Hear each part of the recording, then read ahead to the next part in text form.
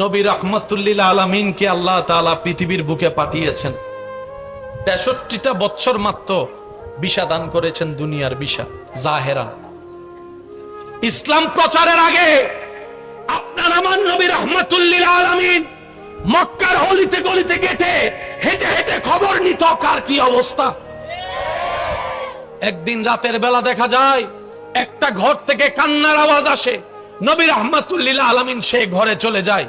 ঘরে যাওয়ার পরে দরজা নক করার পর অনুমতি সাপেক্ষে নবী যখন ভিতরে প্রবেশ করে, দেখলেন একটা হাবশী গোলাম কান্না করছে, চোখের পানি পড়ছে, আর হাত দিয়ে আটা পিষা শুরু করেছে, আটা পিষছে। নবী রাহমাতুল্লিল আলামিন জিজ্ঞেস করলেন, ভাই তুমি কান্না করছো কেন?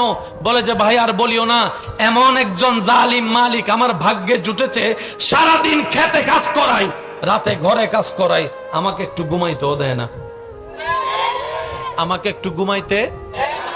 নবী বলে যে আপনার শরীরের কন্ডিশন কি? বলে যে আমার গায়ে জ্বর, কিন্তু এই মালিকরে বলছি, সে আমার কথা শুনেও না।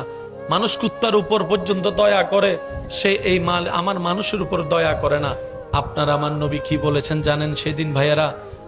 আপনার আমার নবী বললেন, ভাই তুমি আরাম করো, তোমার পক্ষ থেকে কাজটা আমি করে দিচ্ছি। নবীর উম্মতের আওয়াজ আর একটু জোরে লাগবে, সুবহানাল্লাহ। ভাই তুমি আরাম করো, তোমার পক্ষ থেকে আমি কাজটা করে দিচ্ছি।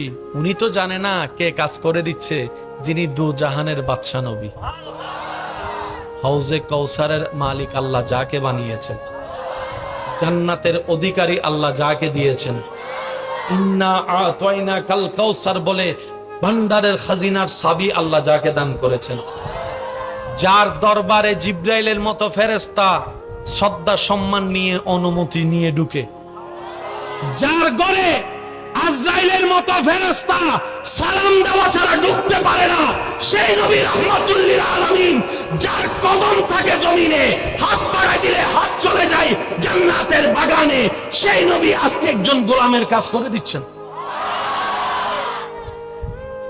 Can you imagine that? আপনার আমার সামান্য ৩-৪ লাখ টাকার মালিক হলে ফাটার জমিনে লাগে না। কোন রকম একটা যদি প্রাইভেট কার নিতে পারি, আত্মীয় স্বজনকে আর চেনা যায় না। শরীরে যদি একটা কোট প্যান্ট টাই পরতে পারি, তাহলে সেই এলাকার চাচি নানিকে দাম দেওয়ার টাইম থাকে না। অনেকে তো এমনও আছেন গ্রামের বাড়িতে গিয়ে নাক ছিটকায়, গ্রামের বাড়িতে গিয়ে নাক ছিটকায়, রাস্তায় হাঁটতে গিয়ে নাক ছিটকায়, অথচ ওনার দাদা ওনার নানা এই গ্রামের মাটিতে লুটে পুড়ে বড় হয়েছে। সেজন্য কখনো অহংকার করা ঠিক